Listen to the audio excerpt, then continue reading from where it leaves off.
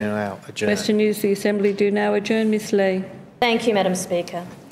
1 year ago today, I stood in this chamber and pledged to faithfully serve the people of the Australian Capital Territory as a member of the Legislative Assembly and to discharge my obligation according to law.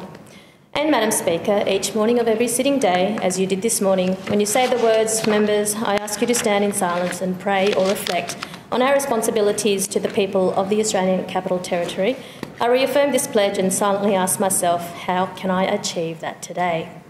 Today, as it was 1 year ago, I acknowledge the great privilege that the people of Kurrajong have afforded me in trusting to represent them. And today, as it was 1 year ago, it is a duty I take very seriously. 1 year on, I reflect on the good, the bad and the ugly, the highs, the lows and the downright random, the achievements, the things I could have done better, and most importantly, an acknowledgement of so much more that I need to do to be the best elected member that I can be. Having had no experience or expertise in the areas of disability or the environment, taking on these portfolio responsibilities was definitely outside of my comfort zone. But where I lacked knowledge or experience, I hope what I bring is a new and different perspective, a capacity to look outside the square in a tumultuous world of change, and most importantly, the ability to look at issues affecting everyday Canberrans from the viewpoint of an everyday Canberran.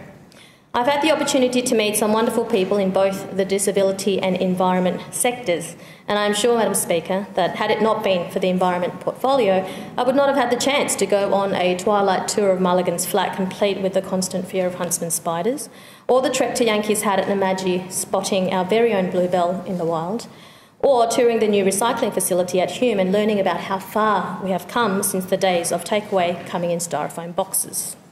And I am also sure, Madam Speaker, that had it not been for the disability portfolio, I would not have had the chance to get an insight into one of the biggest transitions we have seen in the sector, warts and all.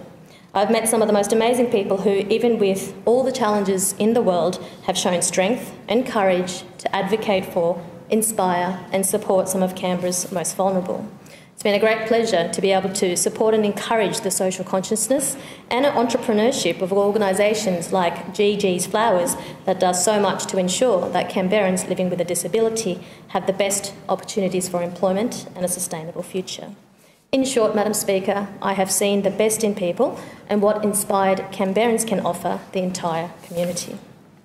Given our unique parliament of both local and territory responsibility, of course, my first and utmost duty will always be to the people of Kurrajong. I represent an electorate that I would say is one of the most diverse in the ACT, and it is the home to Canberrans from all walks of life. Whilst you can't be everything to everyone, it is important for me to listen more than I speak, always put myself in the shoes of someone else, and make sure that the interests of the people of Kurrajong come before my own. I must remember that my duty to faithfully serve the people of the Australian Capital Territory is as a parliamentarian and not just another politician. And, Madam Speaker, 1 year on, I take this opportunity to thank my colleagues from all sides of the chamber, all my family and friends who supported me to be where I am today, to everyone that I have met since I have been a member of this Assembly, and most importantly, the people of Kurrajong. Today, as I did a year ago, when I pledged to faithfully serve the people of the Australian Capital Territory, I stand ready to serve for as long as the people of Kurrajong place their trust in me to do so. Question is